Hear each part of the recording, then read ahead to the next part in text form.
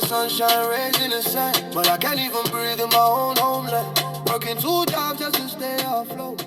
You can now follow me on YouTube, Facebook, and TikTok at Real Deal Clips Bahamas. Now, if you have 500 million, right, on an annual basis, and you have 30% of that going into the permanent distribution fund, that'll be $150 million. Go ahead. In the permanent distribution fund. And if you divide that among 200,000 citizens. 300,000? 200,000. 200,000. Yeah, and that's a high figure because eligibility for the Citizen Sovereign Wealth Fund, you have to be over 18. So the population size would be smaller. But let's say 200,000. So every citizen, every citizen will, at the end of that year, get $750. Now, if you check national lottery schemes, right? And this can give you some idea of what these number boys are generating. A national lottery in the Bahamas could easily hit $3 to $4 billion a year. It could rival the size of the national budget. Because think about it. One person could buy over 100 lottery tickets. Right. Now that is happening. One person could buy over 1,000 lottery tickets. The smaller the pool of the lottery increases the odds of somebody winning it.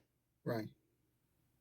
And if you tie it to only citizens can engage in the lottery, you're guaranteeing that a Bahamian citizen, think about it, a fellow who works at the gas station, right?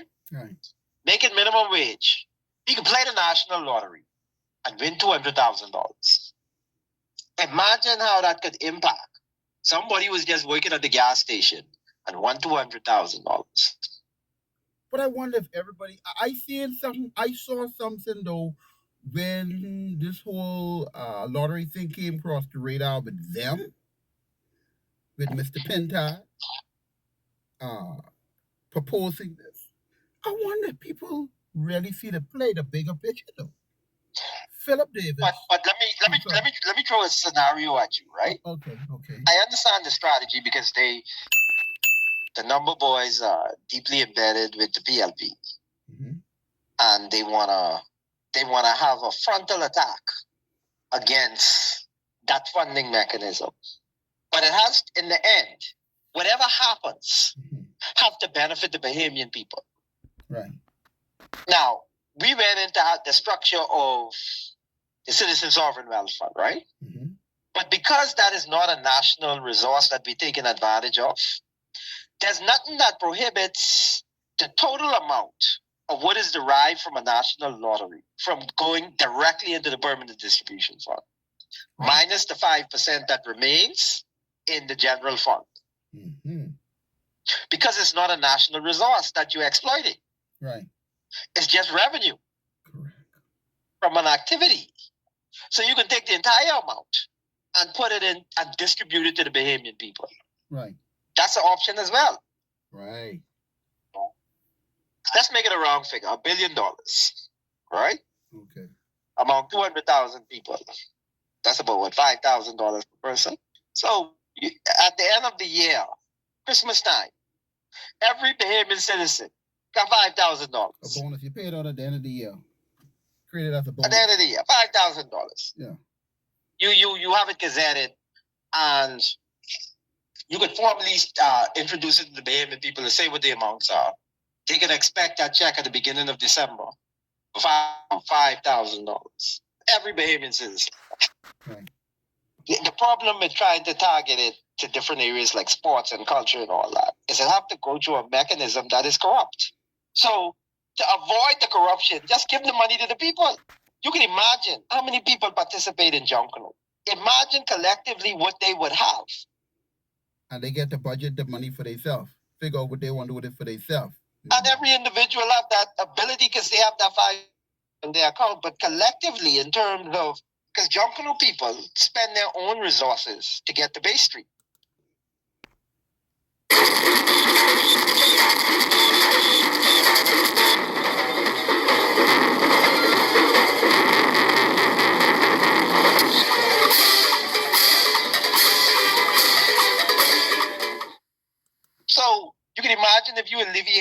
on the individual, knowing that they have this money coming to them.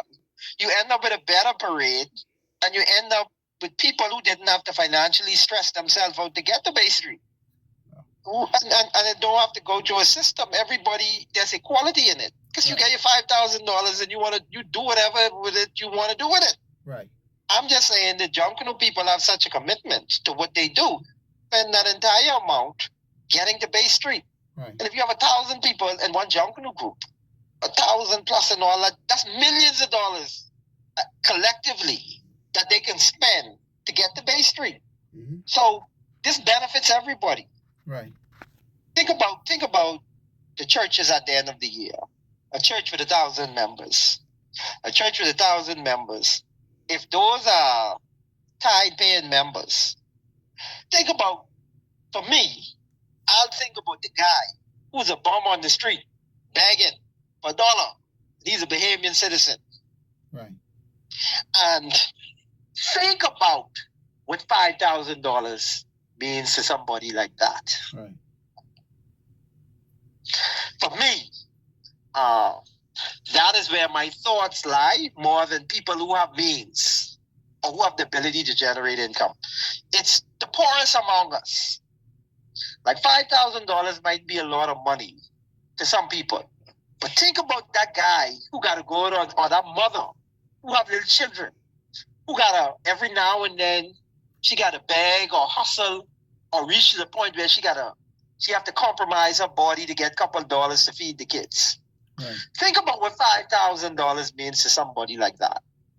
And then think about how many Bahamian citizens we have in the country who fall into that demographic. Mm-hmm. Think about that. That these people, imagine what type of Christmas and imagine the environment that would be around the country with that $5,000 being dropped into every Bahamian citizen account in December. Mm-hmm. Think about what that means in terms of the activities for the retailers. This benefits everybody, even the rich merchants.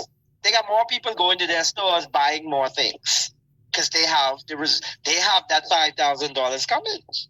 For the purpose of this particular conversation, for me, it's all about creating an understanding with Bahamians about what a citizen sovereign wealth fund really represents. Okay. See, if you're a Bahamian and you say, hey, I don't believe in carbon credits, I don't believe in all this other stuff, right? The idea of having a citizen sovereign wealth fund, we know that we can put a national lottery in that and generate revenues. Okay. We know that we can put the Crown land into the citizen sovereign wealth fund, and that can generate revenues for us because once that land goes into the citizen sovereign wealth fund, it no longer becomes freehold land that you can sell. You can only lease this land. So imagine an investment opportunity coming to one of these islands, and that Crown land that is needed for that development is in the citizen sovereign wealth fund. Now that developer has to come and negotiate with the citizen sovereign wealth fund to develop that project. And a myriad of opportunities open up. Citizen Sovereign Wealth Fund that will be operating on behalf of the Bahamian people in terms of ownership. So if you don't believe in natural resources, the Citizen Sovereign Wealth Fund also represents a mechanism where Bahamians can really be part of the ownership model of the economy of the Bahamas. Right. Active participants in investment opportunities happening throughout the length and breadth of the Bahamas. So the Citizen Sovereign Wealth Fund is more than just exploiting natural resources. Right. It's a system for collective ownership In the country. of the country by the citizens. It's bigger than a sovereign wealth fund. It's a system. It's a system that truly empowers the Bahamian people. And when I say empowerment, I'm talking about financial empowerment. Imagine the power that the Bahamian people will have through a collective ownership process when they can own an entity like BPL. You can imagine if the citizens decide, we don't want to collect the funds, right? We want to put the funds into account, that $500 million, and that's coming every year, or $1 billion, and however it accumulates, that we want to use that fund, those funds in that investment fund generated from a national lottery to purchase BPL. The citizens collectively will have the opportunity to do that. You take that entity outside of the purview of that corrupt mechanism that has to go through government, and you put that into a pristine mechanism like a citizen sovereign wealth fund, and there's clear visibility in terms of all of the transactions happening in that citizen sovereign wealth fund, and you have true accountability because there have to be financial reporting. To move it outside of what the Bahamian people have been battling for in the parliament for the last 9 years, a Freedom of Information Act.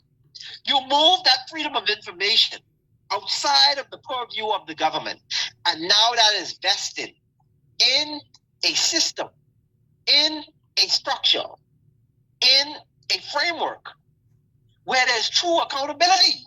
You don't have to worry about Freedom of Information Act when it comes to a sovereign wealth fund.